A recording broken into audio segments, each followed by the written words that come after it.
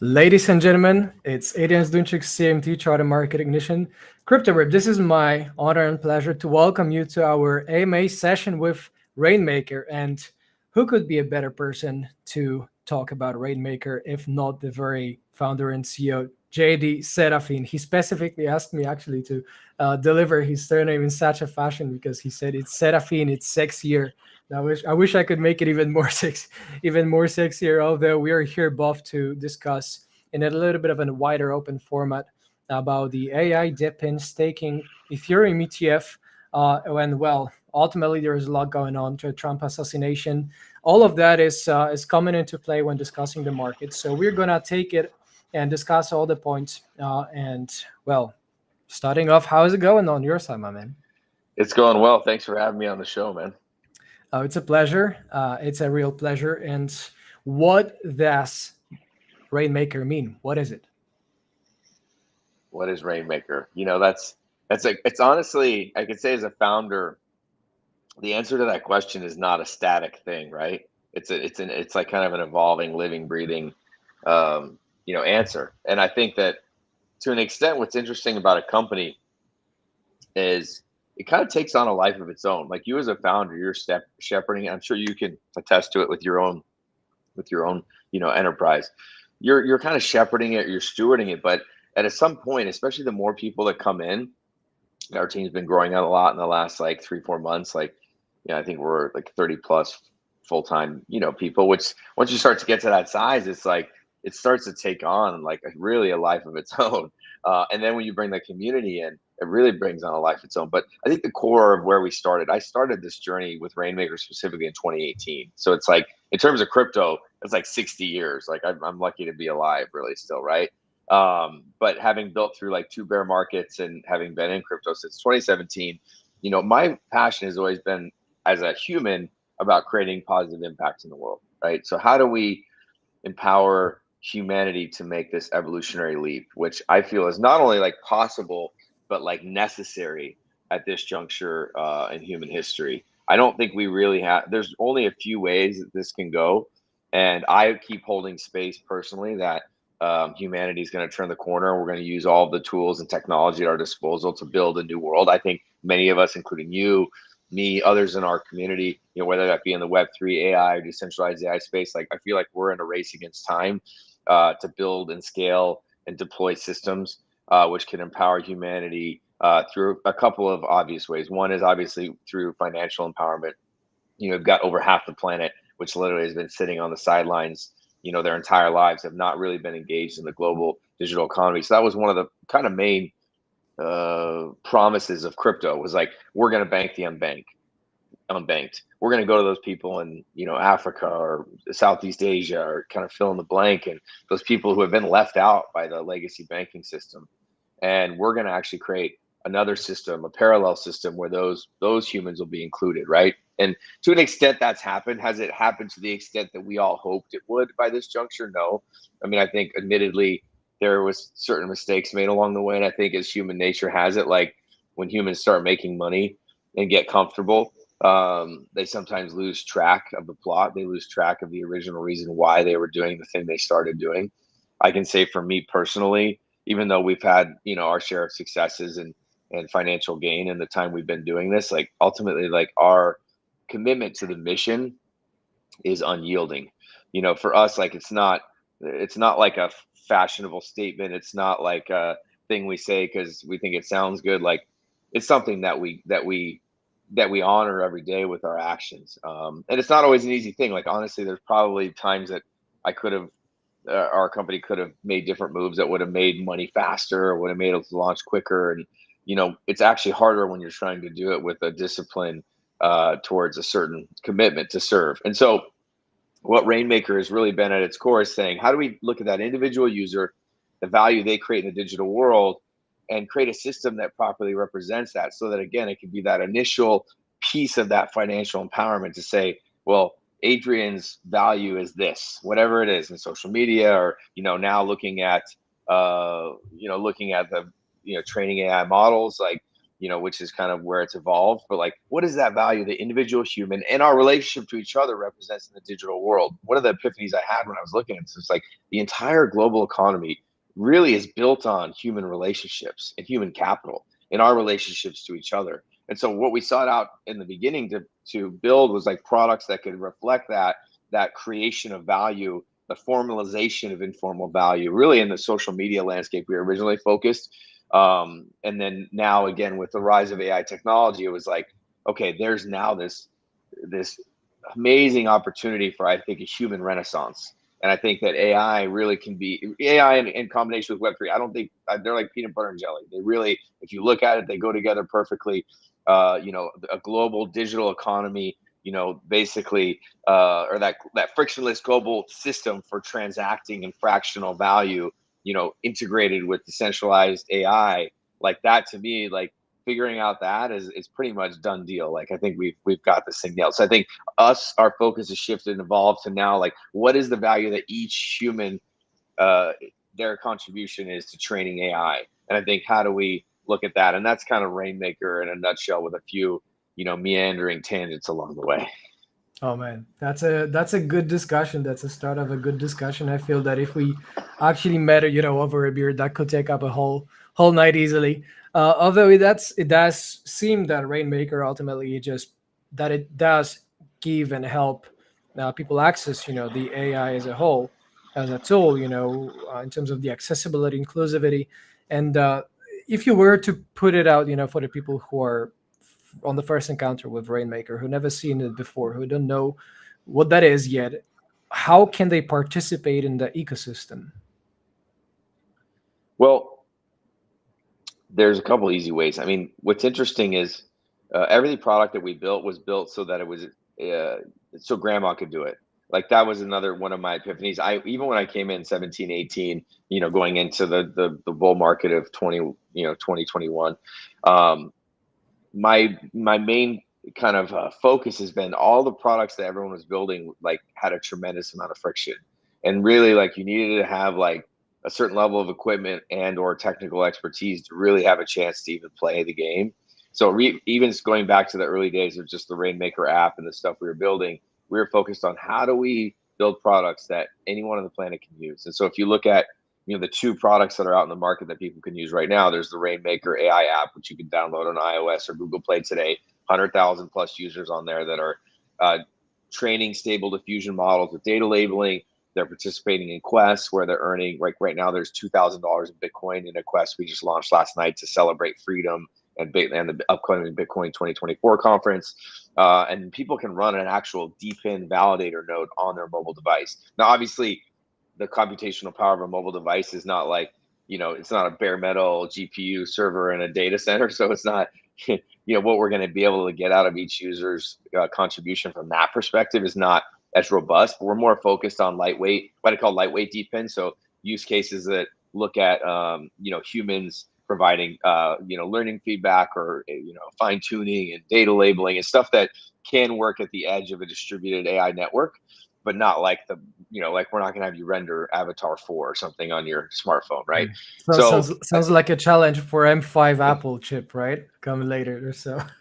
well, I think that, but here's the problem is like, we want to be able, like, if you're running like some entry level Android phone in Nigeria, like we want you to not be left out of the game. Right. And that's in what part of what we're working on now is obviously though, for the users that have a greater level of computational support they're providing in the network, they should get something a little more significant. So we have Raiinmaker AI app, training AI, running a validator node, which then is leading right into basically coin.ai, which is the the URL for the Raiinmaker validator portal. So users are staking tokens, they're burning tokens, they're running, validator nodes on a laptop or desktop device. And it's like that gamified mining system that sits on top of the Raiinmaker network protocol. And again, super easy to use. Anybody can run a node on any laptop. Anybody can create an account there. Even the mobile app users will have accounts there that they're accessing and able to play the game a little bit. So yeah, everything we've built in terms of the products that end users are using at this moment is all super easy to use. Anybody can do it. We have other things coming on the pipeline. Our big focus again as as we look is like our go to market strategy is mass adoption use cases. So sports, gaming, entertainment, the creator economy. So building applications and products that literally like can get hundreds of millions of users that Mhm. are using a product that doesn't feel like Web3 and AI. Obviously there's some of the AI stuff with generative art, but like all of the more robust stuff is happening, under the hood, of Mhm. the platform itself. So Got you. Got you. That's well put out right there, JD.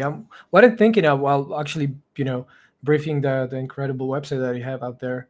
Highly recommend to everybody to visit.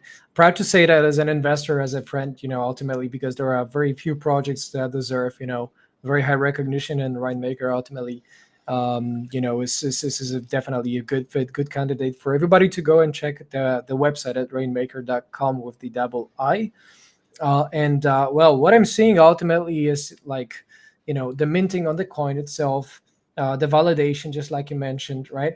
The depin, which is definitely a hot topic at all lately. So why don't we talk about the depin strictly a little bit more for everybody to understand, like what that depin node is in terms of Rainmaker. Like, what do they get out of that? How does the user find it attractive? yeah, so I mean, for the user, essentially, you're earning tokens for providing that computational, slash distributed AI infrastructure again in a more lightweight fashion. This isn't going to be like running up your power bill by like 100x for you to mine a few tokens. It's running a lightweight validator node on client on either your mobile desktop or laptop device. And right now the early versions are doing what you'd think is more simple, like blockchain specific actions. So like verifying transactions, signing blocks, all your typical Web3 size blockchain kind of node functions. The next version that we're launching here within the next few months will have again more of that full parallelized decentralized AI computational capability. So that's the ability for we have, say, a task to train a model.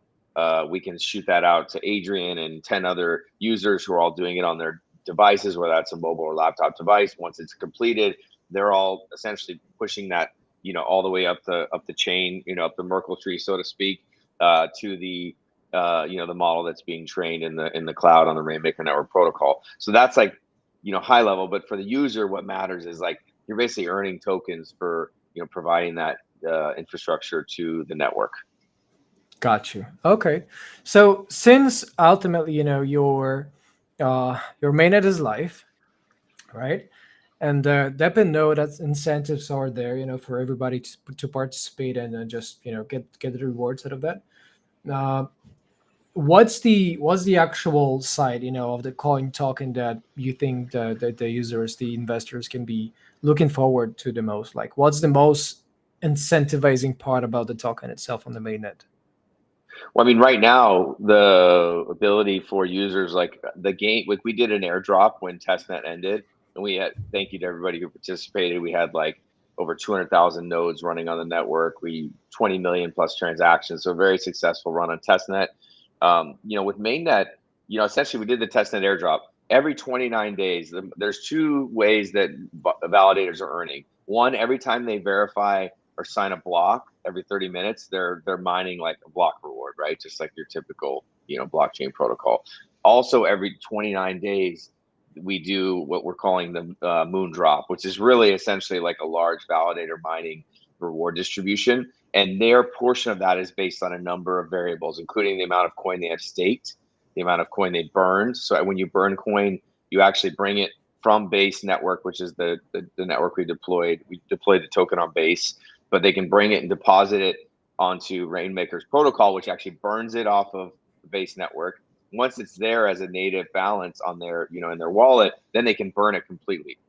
When they do that, it actually adds a permanent multiplier to their validator node and so there's a competition that's already happening. If you're a user, you're probably seeing this, where people are burning those who got an airdrop. Most of them have burned their entire airdrop because they understand that, like, oh wait, like, so the bigger drop, the moon drop that's coming is 50% more than what was airdropped in the testnet phase. And it doesn't always increase. It goes up or down based on a number of variables, meaning how many people are continuing to stake, burn. Even once a token launches, it looks at things like market cap and volume and other variables to determine how many tokens should be emitted every lunar monthly cycle. So it's literally on the full moon every month. The system looks at each validator's performance and then determines what reward they should get. So I think, to me, like, that's the tip of the spear in terms of the utility of the coin token right now at this juncture. But we have these other projects and applications building on the network. Like I said, we have a huge partnership with some professional sports folks that's launching this fall, with the second big application that's been developing on the network. We've got a couple games, Web3 games that are being built on the network and are leveraging, Raiinmaker's decentralized AI infrastructure. So there's a huge pipeline of really exciting projects that obviously will be utilizing the coin token at the center of, their integration with the network. Got it. Okay. Well, it all makes sense, right? And well, the numbers in terms of the retail interest, they seem to be heavily cut down, when compared, for instance, with 2021 peaks, right? Some of my friends did release those comparison kind of like labels that the retail saturation in terms of, for instance, the views on YouTube, right? The total views from crypto related topics or channels on YouTube were perhaps close to 20% versus what it was, in terms of the capacity, the saturation in 2021 in November. Let's say that, right? So that gives a lot of, I should say, space and for growth and to welcome those new people, right? Which means, and puts a question mark next to mass adoption. So what's your take, JD, for for making the proper mass adoption for Rainmaker? How do we make it rain, as it were, right? Yeah, exactly. I think, look, Love you it. have to, like, as soon as the it's not about the tech and people learning like some new language that, like, I don't want to go learn how to speak Chinese just so I can, play crypto, right? So and I say that to say that if you go to people that are non-technical and say, hey, come and join this, this new thing this new global economy that's powered by cryptocurrencies, like, but you got to learn seed phrase, you got to learn wallet management, you got to learn security. Oh, did you get all your stuff stolen because you clicked on the wrong link or you connected your wallet the wrong place? And I mean, this is the kind of stuff that has to go away. Again, I think there'll always be the degen, the people that are going to be like your super users of crypto that will want, like, to be deeper in the sauce. But, like, what we built, essentially, you have to abstract all of that away. You have to abstract the Web3 and AI. So you're just using a product and you see the value that it's bringing to your life. People don't give a shit how it works. They don't care. They don't care about, that Bitcoin is, a censorship resistant network that not even the US government could shut down if it wants to, right? Or maybe it could, but the amount of money it would cost would be, like, astronomical, right? So, Yeah, like, they 51%. don't even, like, give a shit about it. They don't care about it. What they care about is, like, how can this impact my life in a positive way, right? Or impact something I care about in a positive way. And it has to be, in the amount of time that we all have and attention spans, especially in the Western world. I mean, we have like ADHD coming out every orifice of our body, content just flying at us left, right, and center. So it's like you have a limited amount of time to say, here's my product, use it. When they're using it, it has to be like, and even us, like, there's certain things that I think are stronger because we've abstracted a lot of that stuff away, but we're still constantly iterating, improving. We're still looking at the product and say, where can we improve here and there? And I still think, as a founder, you always have to have that mindset. But I believe that by abstracting away a lot of the more technical, difficult parts of the process, where it's just about the value that it's bringing to either users or in the enterprise world to businesses, to say, okay, I can see the value that my business and my users or my community or whatever are getting, or my customers are getting from having this in the sauce. And it's not about, like, hey, go buy a token. And I think we're definitely at like an inflection point. And you can kind of see it, like, because of the oversaturation of different tokens in the market that are launching, and and projects that are launching, and I think it's, and not Not to enough name many retail to names, support right? it. Yeah, well, well, you don't even need to. It's not even. It's like, it doesn't Yeah, matter who they are. The reality is, it like, doesn't. between meme coins and the rest of it, it's like we're in a precarious spot as an industry. Where we're all kind of waiting, hopefully, that the market will shift again towards, like, looking at projects that have built technology that has real value, right? And, Yeah. like, it's hard to say where that will happen in the cycle or exactly what's going to go down.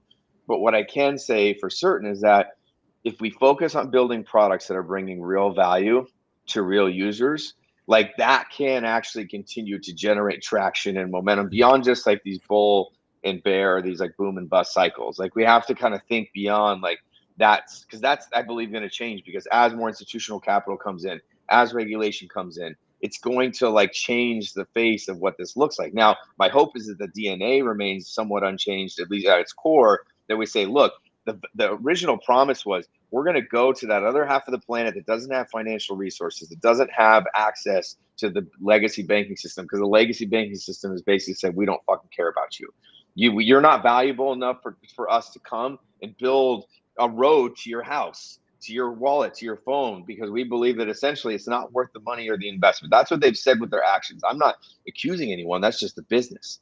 And so we're Yep. saying, okay, well, I believe personally as a human being that when we actually empower each individual human to bring forth their divine purpose in this world, that's how we create heaven on earth. And I believe that crypto is one of the components, not the only ingredient, but one of the ingredients that can help to bring that about. And so for me, once you realize that, it's like, well, that's all there is. Yeah, I mean, it all comes down ultimately to the people, to the leaders, right? And to, well, just like you mentioned, this open-minded mindset, that would take people see the opportunity in crypto and in Rainmaker as well as an accessibility point, for the AI and contribution to the crypto as a journey.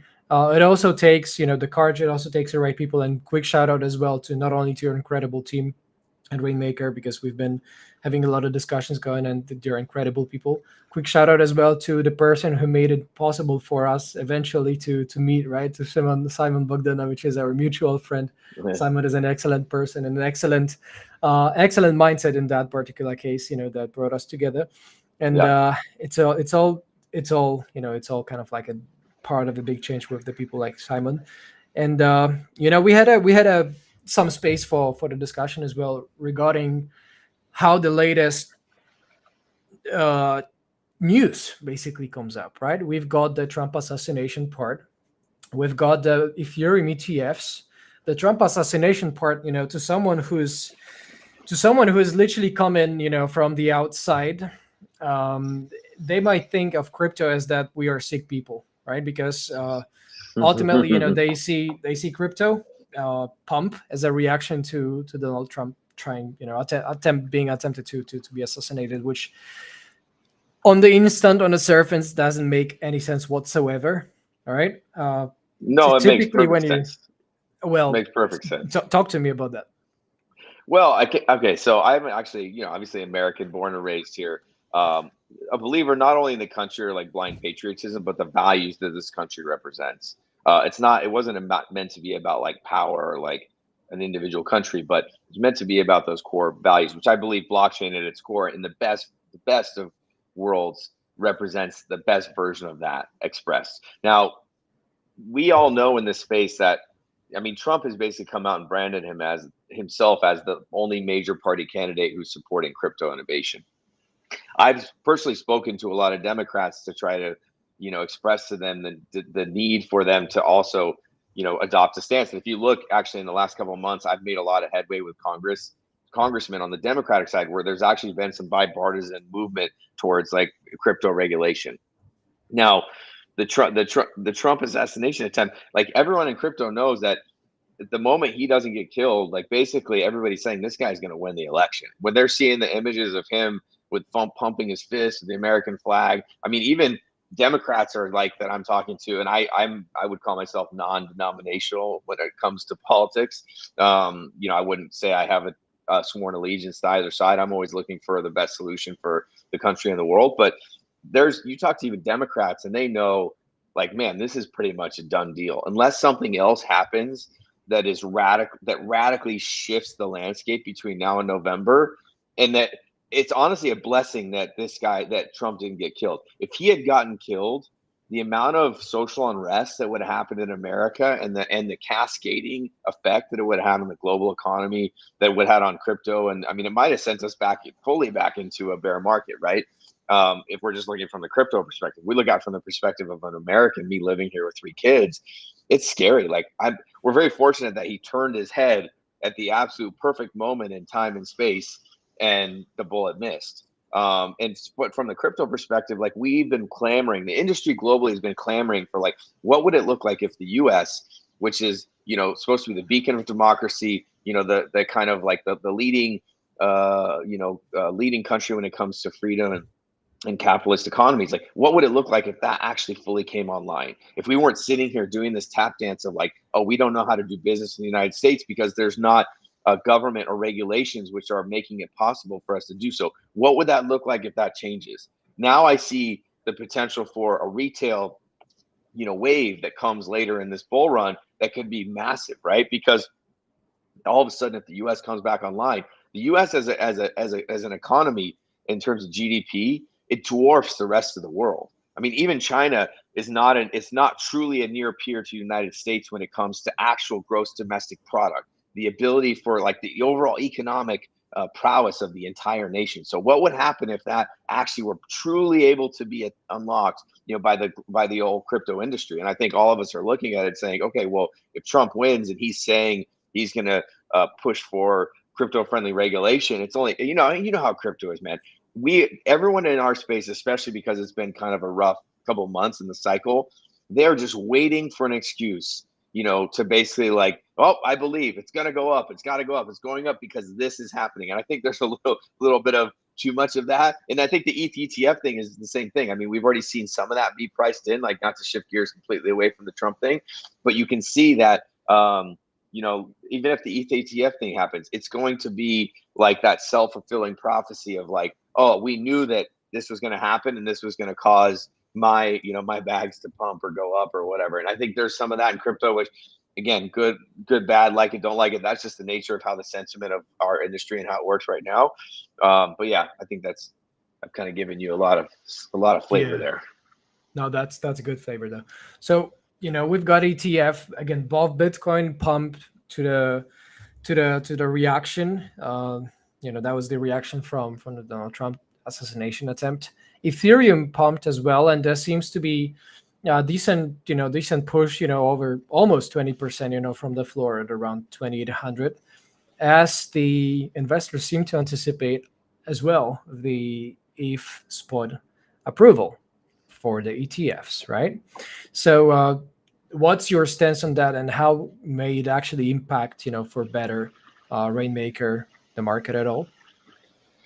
Well, yeah, I think look, more institutional capital flowing into the industry means more liquidity flowing into the industry. I mean, when you look at this, it's really exogenous value is exogenous value in whatever form it takes. So if institutional capital, just like with the case of Bitcoin, more of it flows in, well, that can support continued expansion and growth in the industry at large, right?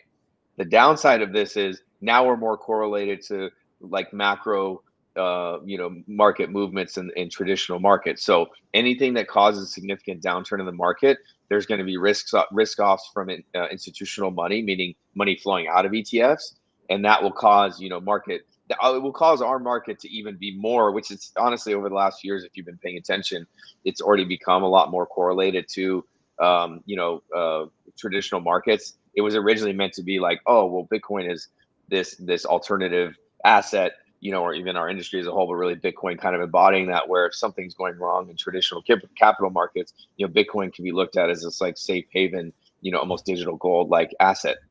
I think certain institutional investors are looking at it that way. At the same time, when markets move, they move. And so for them, they are managing risk in a dynamic way, and crypto is just one piece of their portfolio. So I think what we have to understand is the 21 bull run was made up a lot more of like organic retail coming in at a moment where the government was airdropping money to people, and we were in a pandemic and people had nothing but time and were sitting at home and could come play the game.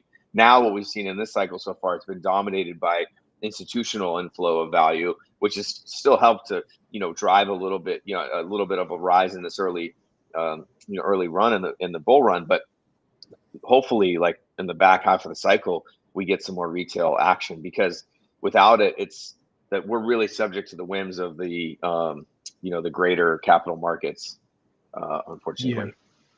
Yeah. No, I'm with you. It makes sense, right? I mean, just like I said, we seem to be extremely, well, I don't want to say extremely early, but we do really seem early, in the stage. And I don't mean time wise necessarily. Cycles tend to align with There's an interesting study that I did with Jeff Hirsch, who's the godfather of seasonality studies. He lives in New Jersey. Excellent shout out to Jeff Hirsch. He's a late father Yale Hirsch as well. They were the people who brought in the framework for analyzing this for analyzing the seasonality effect in the markets, right, and how it all connects, combines with the stock year with the 4 year stock market presidential cycle.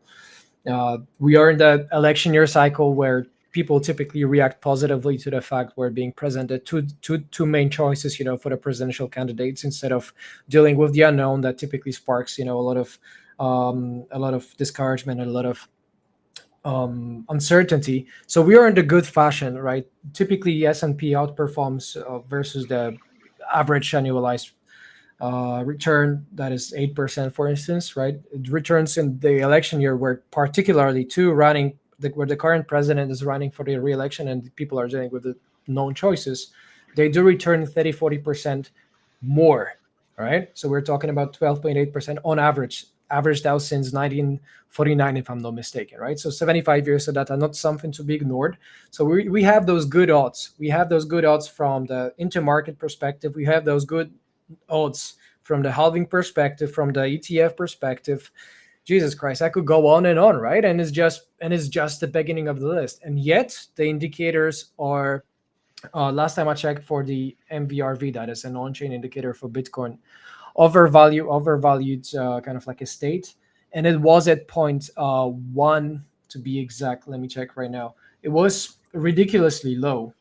For right now, it's 1.75 versus where it typically launched the peak signals. It was over 7.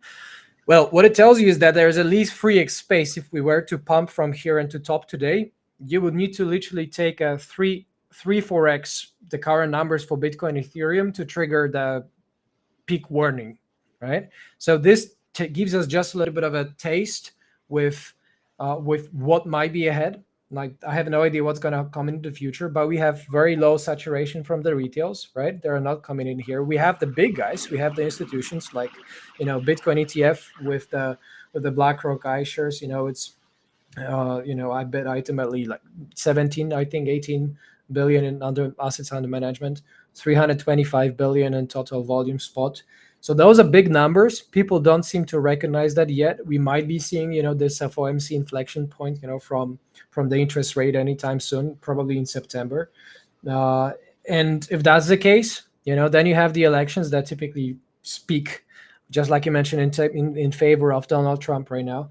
He's truly pro crypto. Uh, it's hard time for me seeing any red flags about that, man. I mean, it seems there is a good bright future for the next months, and to prepare everybody to engage and to help them learn how they can take part more with Rainmaker and participate with the AI revolution, with the dep in. What would you be on saying and revealing as the main kind of like a call to action, main lesson for today to leave the people and listeners with? Yeah, I think there's a unique opportunity right now. It's possibly a once in a lifetime, maybe even a once in a generation opportunity, for humans to be empowered in a way that we haven't even seen. I don't think in any of our lifetimes, even our parents or grandparents' lifetimes. And I think the confluence of AI and Web3 technology sits at the center of that opportunity. And so Rainmaker, is one of those companies that's a pioneer in experimenting on how do we actually build software that empowers the individual human inside of that moment, right? There's a lot of ways this can go. And so you can go to Rainmaker app on X and all the social platforms, Discord, Telegram. You go to our website, I think there's links to everything there. Website also has more information on the project as well. But yeah, I think again, understanding our responsibility at this moment as a species, as an individual human, what is your contribution going to be to building a new world? And I think that's the question we all need to ask ourselves and be ready to hopefully rise up and answer the challenge. Love it. And final recommendation for everybody. Like I said, I'm proud investor. So take it as you will. I do highly recommend so that you guys hit the follow button basically on our friends from Rainmaker, right? Because just like you noticed, it's not only about the money in terms of being an investor. It's not only about the money in terms of being here to just rip off a piece of a market for yourself and just goes it quiet in the basement. It is actual invitation from JD and from Raiinmaker to participate, to have a stake in this revolution, and with the tools from AI, from Depin, from mining. There is a lot to be said, and I think we've done a great job, JD, for coming over, to this session and explaining how rich and vast, this prospect of Rainmaker is. And I want to plead and congratulate to you as well. That's very commendable to have such a leader with you. What's the final kind of like a call to action? Should people just go literally to and observe the Twitter, or is that something special they should pay attention to specifically? Well, yeah, I mean, I think download the app. You can already be on there running a node on your phone, training AI, earning crypto that way. Go on coin.ai where you can create a validator. If you click on the validate button, it should take them to it should take you to coin.ai or show them that, where they can create their account there and download and run a validator node. I mean, essentially our TGE is coming up imminently. So going into a token launch, everybody who's listening to this now is, here at the right moment to, be able to participate, in the last leg of a very long journey that I've been on, or that we've been on rather as a team. So yeah, it's exciting. So thank you, Adrian, for having me on, and thank you to your community for listening and tuning in today. Right on. Thank you. And that's exactly what I wanted to hear for the TG. It's lots of excitement coming up. Lots of things to be welcoming in the near future. Stay tuned at raiinmaker.com. Go ahead, follow their Twitter account, and that's all for today. I've been your host, Adrian Zdunchik, CMT, joined by the one and only CEO and the founder, JD Serafin with the sexy R.